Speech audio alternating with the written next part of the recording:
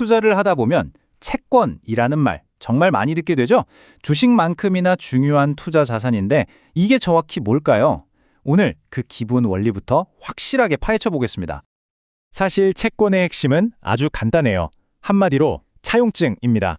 여러분이 투자자로서 정부나 회사에 돈을 빌려주는 거죠. 그 대가로 언제까지 원금이랑 이자 꼭 갚을게 하는 약속 증서를 받는 거예요. 아, 그러니까 제가 돈을 빌려주고 나중에 돌려받는다는 거군요. 알겠어요. 근데 교수님, 채권 얘기만 나오면 액면가니 표면 이자율이니 어려운 용어들이 너무 많더라고요. 그 약속 증서? 그러니까 채권에는 정확히 어떤 내용이 적혀 있는 건가요? 아주 좋은 질문이에요, 하나씩. 모든 채권의 기본은 바로 액면가에서 시작합니다.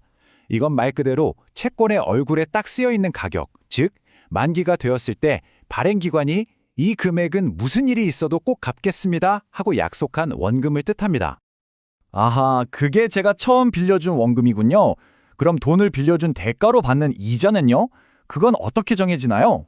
바로 그게 표면 이자율, 다른 말로 쿠폰 금리입니다. 우리가 은행에 예금하면 이자 주잖아요. 그것처럼 액면가에 대해서 매년 몇 %의 이자를 줄 건지 약속하는 비율이죠. 보통 1년에 2번씩 나눠서 따박따박 들어오니까 안정적인 현금 흐름을 만들어주는 고마운 존재라고 생각하면 쉽습니다. 그럼 그 이자를 꼬박꼬박 받다가 제 소중한 원금은 대체 언제 돌려받을 수 있는 건가요? 그 약속된 날이 바로 만기입니다. 채권 계약의 마지막 날이죠. 그동안 고마웠다면서 원금을 돌려받는 뭐랄까 채권 투자의 졸업식 같은 날이라고 할 수 있겠네요. 자, 지금까지 말씀드린 액면가, 표면 이자율, 만기 이 세 가지가 아주 기본적인 채권의 뼈대인데요. 그런데 현실에서는 이 규칙을 확 바꾸는 특별한 옵션, 즉 특약이 붙은 채권들이 훨씬 더 많습니다. 몇 가지만 한번 살펴볼까요? 교수님 잠깐만요. 저기 왼쪽에 수혜 상환 채권이라는 건요. 제가 돈을 빌려줬는데 돈 빌려간 회사가 자기들 마음대로 나 이제 돈 갚을래 하고 만기 전에 갚아버릴 수 있다는 뜻이에요? 정확합니다.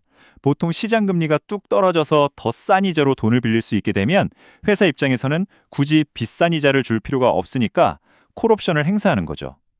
반대로 수혜 상환 청구 채권. 이건 풋옵션인데 권리가 투자자, 바로 여러분에게 있어요. 시장 금리가 막 오를 때 이 낮은 이자 못 받겠다, 원금 빨리 돌려달라 라고 요구할 수 있는 거죠. 심지어 어떤 채권들은 카멜레온처럼 변신하는 아주 특별한 능력도 가지고 있습니다. 바로 전환사채인데요. 이건 안정적인 채권을 어느 순간 주식으로 바꿀 수 있는 선택권을 주는 겁니다. 와, 그럼 회사가 엄청 잘 돼서 주가가 막 오르면 저는 안정적으로 이자만 받던 채권자에서 회사 성장의 이익을 함께 나누는 주주로 변신할 수 있다는 거네요? 대박인데요? 바로 그겁니다. 채권의 안정성과 주식의 성장 가능성을 동시에 노릴 수 있으니 굉장히 매력적인 투자 수단이죠. 자, 마지막으로 이런 걱정도 있을 수 있어요. 요즘 물가가 너무 올라서 돈 가치가 떨어지는데 내 이자 수익이 이걸 따라갈 수 있을까 하고 말이죠. 걱정 마세요. 그런 상황을 위한 채권도 있습니다. 이름부터 든든한 물가연동 채권, 팁스입니다. 물가연동 채권은 어떻게 제 돈의 가치를 지켜주는 건가요? 아주 스마트한 방식인데요. 원금 자체가 물가 상승률에 맞춰서 같이 늘어납니다. 예를 들어 물가가 2% 오르잖아요? 그럼 여러분이 투자한 $1,000짜리 채권 원금이 $1,020로 커지는 거예요. 여기서 끝이 아니에요. 더 중요한 건 이자도 바로 이 커진 원금, $1,020를 기준으로 지급된다는 거죠. 원금과 이자가 함께 늘어나는 효과가 있는 겁니다. 이 말은 즉, 물가가 아무리 오르더라도 내 돈으로 살 수 있는 물건의 양, 다시 말해 나의 실제 구매력은 그대로 지켜준다는 의미입니다. 내 돈의 가치를 지켜주는 아주 든든한 방패 역할을 해주는 거죠. 자, 그럼 지금까지 배운 이런 특성들이 실제 금융시장의 가격표에서는 어떻게 표시되는지 실전으로 한번 들어가 보겠습니다. 교수님, 이 표를 보니까 쿠폰, 즉 표면 이자율이랑 만기는 이제 알겠어요. 그런데 그 옆에 최종 가격이랑 수익률은 또 다른 개념인가요? 네, 아주 핵심적인 질문입니다.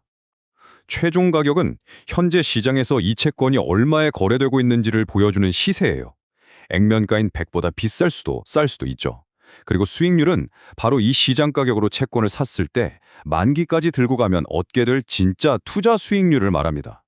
정리하자면 표면이자율은 발행할 때 약속한 고정이자이고 수익률은 시장 가격이 반영된 실시간 기대 수익인 셈이죠. 그런데 여기서 정말 중요한 점이 하나 있습니다. 가격표에 보이는 저 호가 가격이 우리가 실제로 지불하는 돈의 전부가 아니란 사실이에요. 혹시 월세 살아보셨으면 일할 계산이란 말 아시죠? 딱 그거랑 같아요. 이전 주인이 채권을 가지고 있던 기간 동안 쌓인 이자는 제가 정산해서 줘야 하거든요. 아, 그럼 제가 채권을 사는 날을 기준으로 그 전 이자 지급일부터 오늘까지의 이자는 판매자가 받아야 할 몫이니까 제가 계산해서 얹어줘야 한다는 말씀이시군요. 정확합니다. 그걸 경과이자라고 불러요. 그래서 우리가 최종적으로 지불하는 청구 가격은 시장 가격인 호가 가격에 이 경과이자를 더한 금액이 되는 겁니다. 꼭 기억하셔야 해요. 자, 그럼 오늘 우리가 배운 채권의 다양한 특성들에 대해서 마지막으로 한번 정리해 보겠습니다. 결국 이 모든 특성들은 채권이라는 하나의 계약서에 담긴 세부 조항들입니다. 돈을 빌려주는 사람과 빌리는 사람, 그 사이의 권리와 의무, 그리고 위험과 보상을 결정하는 아주 중요한 약속인 셈이죠. 자, 여기서 우리는 아주 중요한 질문에 도달하게 됩니다. 생각해보세요. 회사가 원할 때 갚아버릴 수 있는 수의 상환 조건은 발행자에게 유리하고 주식으로 바꿀 수 있는 전환 조건은 투자자에게 유리하겠죠. 그렇다면 이렇게 각기 다른 특성들이 과연 채권의 가격과 수익률에는 어떤 영향을 미칠 거라고 생각하시나요? 다음 시간에는 바로 이 흥미로운 관계에 대해 알아보겠습니다.